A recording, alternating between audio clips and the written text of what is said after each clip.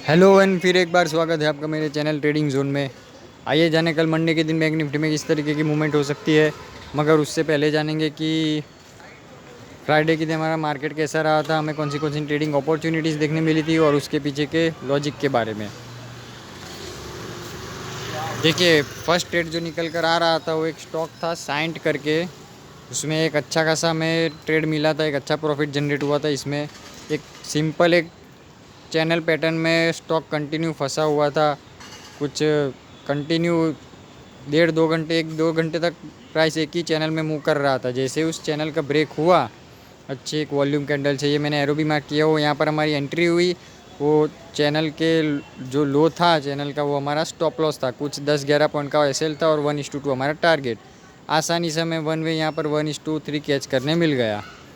Simple trade था, एक channel में फंसा हुआ था। जैसे उसका ब्रेकआउट हुआ, यहाँ पर हमारी एंट्री हुई और 1:3 टारगेट तक आसानी से हमें अचीव करने मिल गया।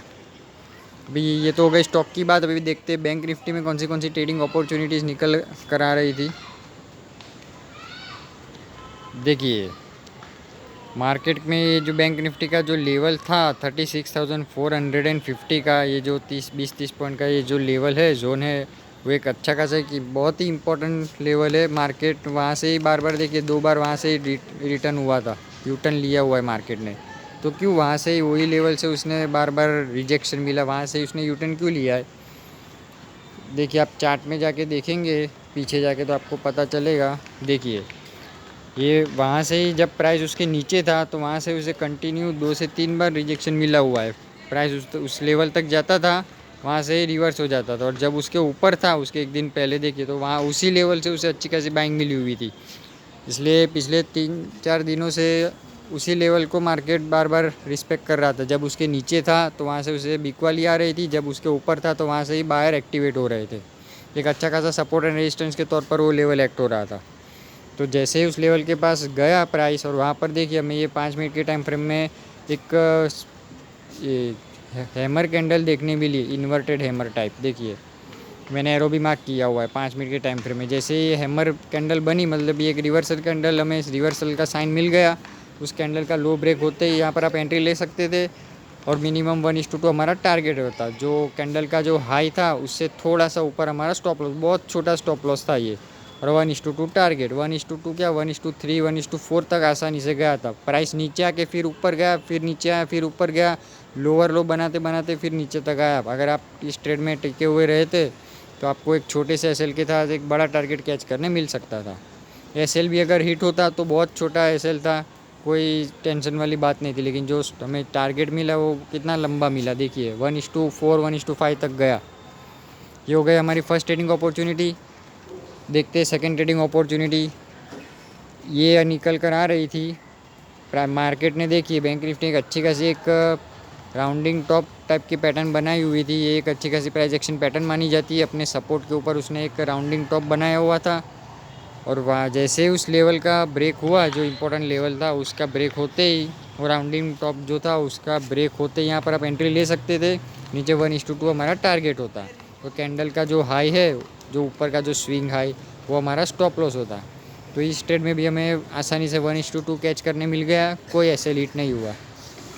ये जो लेवल है 36,250 से लेकर 36,280 तक का, ये भी एक 30-35 पॉइंट का एक अच्छा खासा एक सपोर्ट एंड रेजिस्टेंस जोन है।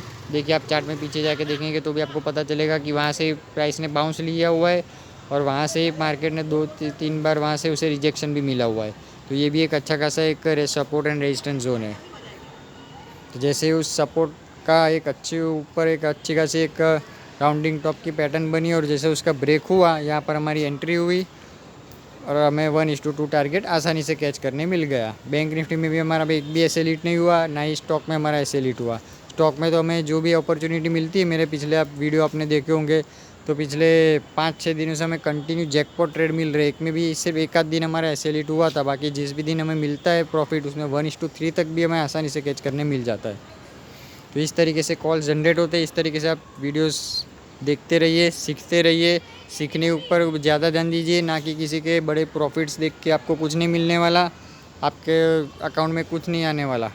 सीखोगे तो ही आप अपने आप अकाउंट, छोटे अकाउंट से आप ग्रो हो पाओगे। इसलिए सीखने के ऊपर ध्यान दीजिए कि किस तरीके से ट्रेड्स जनरेट होते हैं, किस तरीके से कॉल्स निकाले जाते हैं, चार्ट के ऊपर ऐसी कौन सी चीज़ें देखी जाती है। ये तो हो गए हमारे आज की बात। अभी देखते कल के दिन बैंक निफ्टी में किस तरीके की मूवमेंट हो सकती है और उसके इंपॉर्टेंट सपोर्ट एंड रेजिस्टेंस क्या क्या हो सकते हैं।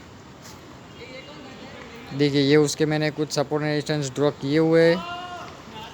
अगर कल के दिन हमें 36,250 का जो लेवल है, जहाँ से एक दिन पहले उसे बाउंस भी मिला हुआ था, देखिए कल फ्राइडे के दिन भी उसे यहाँ से ही बाउंस मिला हुआ है 36,250 का। तो उस लेवल के पास अगर जाता है, अगर कल के दिन हमें हैवी गैप अप ओपनिंग हमें देखने मिलती है और इस लेवल के पास जाके हमें कोई रिवर्सल कैंडल मिले, जैसे कि कोई पिन बार हो गया, डोजी हो गया, या फिर अच्छी खासी बुलिश कैंडल भी हमें देखने मिलती है यहाँ पर इस लेवल के पास, तो आप समझ जाइएगा कि यहाँ से अभी सेलर एक्टिवेट हो चुके हैं, प्राइस नीचे जाने के लिए तैयार है। तो आप छोटे से एसएल के साथ वहाँ से एक ट्रेड ले सकते हैं। मिनिमम 1:2 हमारा टारगेट रहेगा। अगर प्राइस इस लेवल के पास जाकर रिवर्स ना ले और वहाँ पर थोड़ी देर कंसोलिडेशन करके उसे ब्रेक करे, इस तरीके से कोई चैनल पैटर्न बना कर वहाँ से ब्रेक करे, या फिर वन वे भी ब्रेक कर जाए। अगर वन वे ब्रेक करता है तो तुरंत के तुरंत कूदिएगा मत, बड़ी कैंडल देख के एक्साइटमेंट में आके आप लेते फिर वहाँ से वो रिवर्स जाता है, आप ट्रैप हो जाते हो। बड़ी कैंडल से देख के कभी भी एक्साइटमेंट में आके ट्रेड नहीं लेना है, वरना आप ट्रैप ही हो जाओगे। मेजोरिटी आपके लेते ही वहाँ से प्राइस रिवर्स आता है। 5 मिनट की टाइम फ्रेम में कैंडल उसके ऊपर क्लोजिंग दे, रिटेस्ट करना है, या फिर उसका कैंडल का हाई को ब्रेक करे अगली कैंडल, तब जाके हमें उसमें एंट्री लेनी है। इसलिए अगर वन वे ब्रेक करता है फिर उसे रिटेस्ट करना है कि अपने स्विंग हाई को वो जब काटे ऊपर की ओर, तब नीचे के स्विंग लो को आप स्टॉप लॉस लगा के यहाँ से एक ट्रेड ले सकते हैं। ऊपर की ओर 1:2 मिनिमम हमारा टारगेट रहेगा ऊपर की ओर। फिर जो दूसरा जो हमारा जो रेजिस्टेंस हमें मिलेगा फर्स्ट, वो रहेगा 36,450 तक का। ये हमारा टारगेट रह सकता है ऊपर की ओर। और उस लेवल के पास भी अगर 36,450 का जो लेवल है, वहाँ पर जाके हमें किसी तरह की कोई रिवर्सल कैंडल मिलती है, जैसे कि कोई बियरिश कैंडल मिल गई या फिर कोई डोजी, तो यहाँ से भी आप एक सेलिंग की अपॉर्चुनिटी कैच कर सकते हैं। ये भी एक अच्छा खासा एक रेजिस्टेंस जोन है।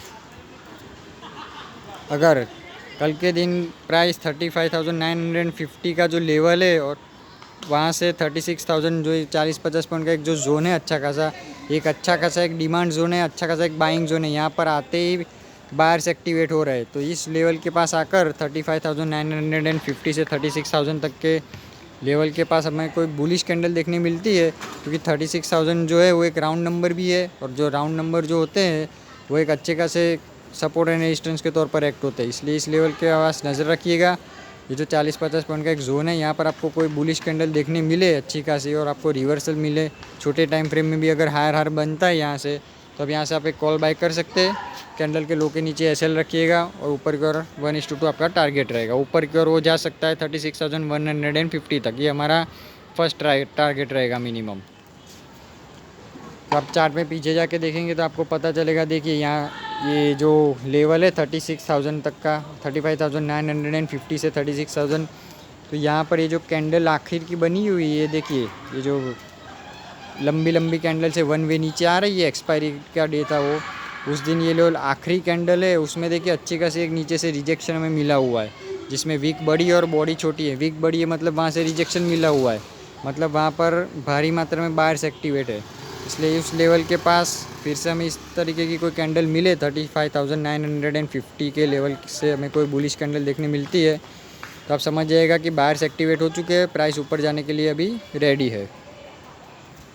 अगर प्राइस इसे ब्रेक करता है मार्केट, बैंक निफ्टी 35,950 के लेवल को अगर वन वे ब्रेक कर जाए, या फिर हमें उसे ब्रेक करके कोई बियरिश फ्लैग देखने मिले नीचे की ओर, या फिर उसे रिटेस्ट करने की भी आता है, तो यहाँ से आप एक पुट बाय कर सकते हैं। नीचे की ओर भी आपको अच्छी खासी 150 से 200 पॉइंट्स की रैली आसानी से देखने मिल सकती है।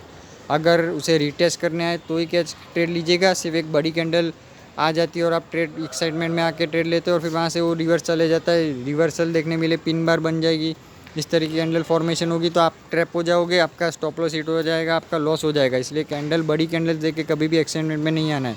उस लेवल को ब्रेक होने दीजिए, उसके नीचे कैंडल क्लोजिंग दे दे, फिर उसका लो ब्रेक हो, तब जाकर उसमें एंट्री लीजिएगा। आई होप आज के वीडियो से आपको कुछ ना कुछ सीखने ज़रूर मिला होगा। अगर सीखने मिला तो definitely hit the like button. आज के वीडियो में इतना ही, मिलते हैं नेक्स्ट वीडियो में। तब तक के लिए खुश रहिए और अपने अपने फैमिली का ध्यान रखिए। थैंक यू एंड धन्यवाद।